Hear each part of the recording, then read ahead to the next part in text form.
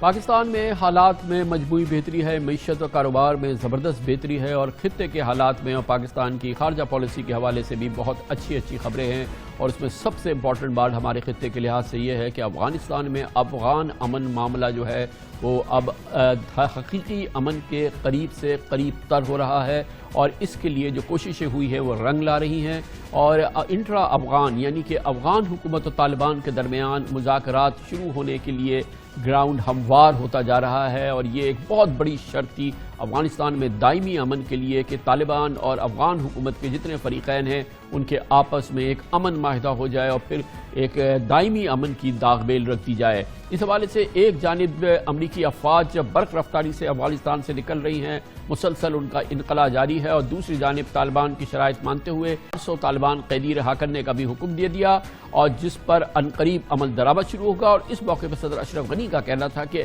اب یہ معاملہ طالبان کے ہاتھ میں ہے، انہیں افغان لوئے جرگہ کی جانب سے ملک بھر میں جنگ بندی کی درخواست کو قبول کرنا چاہیے۔ اس وقت افغان حکومت کی سب سے بڑی درخواست طالبان سے یہ ہے کہ ہم نے سب کچھ کر دیا، اب جنگ بندی کا تو کم از کم اعلان کر دیں۔ آج میں ایک فرمان پر دستخط کر رہا ہوں جو پہلے نہیں کر پایا کیونکہ وہ میرے دائرہ کار سے باہر تھا۔ اب آپ کے فیصلے کی بنیاد پر 400 طالبان قیدیوں کی رہائی کے فرمان پر دستخط کر رہا ہوں اور انہیں رہائی مل جائے گی۔ اب یہ معاملہ طالبان کے ہاتھ میں ہے۔ آج طالبان کو دیکھنا ہوگا کہ وہ ملک بھر میں جنگ بندی کرنے سے گھبرا نہیں رہے۔ انہیں افغان لویا جرگے کی جانب سے ملک بھر میں جنگ بندی اور خدمات انجام دینے کی درخواست کو قبول کرنا چاہیے۔ صدر اشرف غنی کا یہ کہنا، اور اس کے ساتھ ہی افغانستان کے چیف ایگزیکٹو عبداللہ نے بھی اس کو ایک تاریخی ڈیولپمنٹ قرار دیا، جس میں لوئے جرگے نے افغان حکومت طالبان کی جو آخری 400 طالبان تھے ان کی رہائی کی جو رکاوٹ تھی اس کو بھی دور کر دیا۔ فیصلے قطعنامه لوی جرگی تاریخی لویا جرگہ کے تاریخی فیصلے نے انٹر افغان ڈائیلاگ کے آغاز میں حائل آخری رکاوٹ بھی دور کر دی ہے، اور انشاءاللہ ہم اب بات چیت شروع کرنے کے نہج پر ہیں۔ حکومت لویا جرگہ کی تجاویز کو ممکنہ حد تک نافذ کرنے کے لیے کوشاں ہے۔ مورد احترام همه ما امریکہ طالبان معاہدے کے تحت افغان حکومت کو طالبان کے 5000 قیدی رہا کرنے تھے، جس میں سے افغان حکومت پہلے ہی 4600 طالبان قیدی رہا کر چکے ہیں۔ پاکستان، امریکہ اور چین نے طالبان قیدیوں کی رہائی کے افغانستان کے فیصلے کا بہت خیر مقدم کیا ہے۔ آج راولپنڈی میں کور کمانڈرز کانفرنس نے بھی افغان مفاہمتی عمل میں اس پیش رفت کو بہت سراہا ہے اور انٹرا افغان مذاکرات جلد شروع کرنے کی امید ظاہر کی ہے۔ اطلاعات یہ ہیں کہ دوحہ میں اس سلسلے میں تیاریاں بھی ہو رہی ہیں۔ اس حوالے سے طالبان کے ترجمان سہیل شاہین کا کہنا ہے کہ قیدیوں کی رہائی مکمل ہوتی ہی ایک ہفتے کے اندر بین الافغان مذاکرات کا آغاز ہو جائے گا، جبکہ امریکی نمائندہ خصوصی برائے افغانستان زلمے خلیل زاد اس بات کی تصدیق کر رہے ہیں کہ آئندہ کچھ دنوں میں طالبان قیدیوں کی رہائی کا عمل مکمل ہوتی ہی افغان حکومت ٹیم اور طالبان کے درمیان قطر میں بین الاقوامی مذاکرات شروع ہو جائیں گے۔ یہ بھی خبریں ہیں کہ شاید 6 ایسے طالبان جن کی رہائی کو امریکہ نے افغان حکومت سے روکنے کو کہا ہے، مگر لگتا نہیں ہے کہ اس سے افغان عمل میں کوئی رکاوٹ آئے گی۔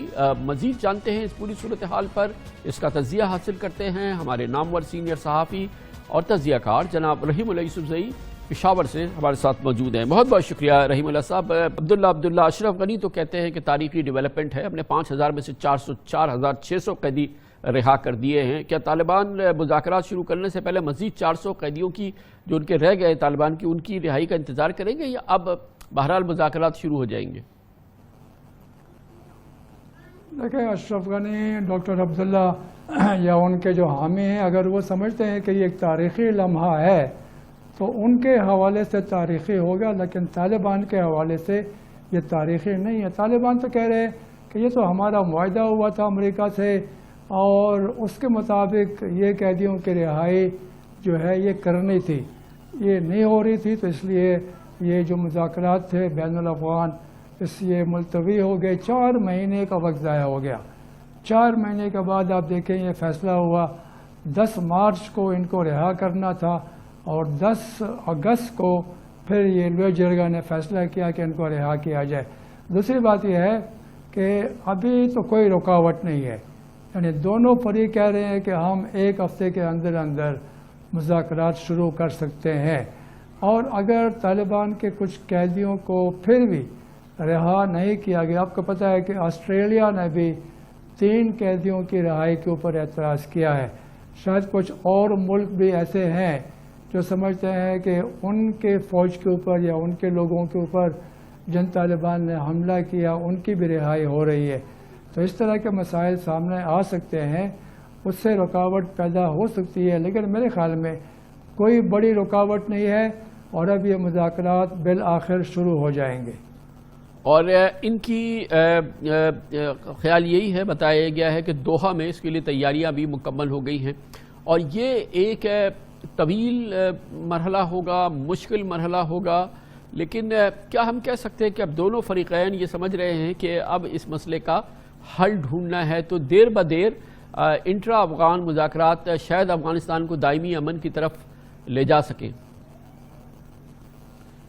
دیکھیں, میں سمجھتا ہوں کہ کامران صاحب کہ کوئی بھی فریق ابھی ان مذاکرات سے اور اس معاہدے سے پیچھے نہیں ہٹے گا.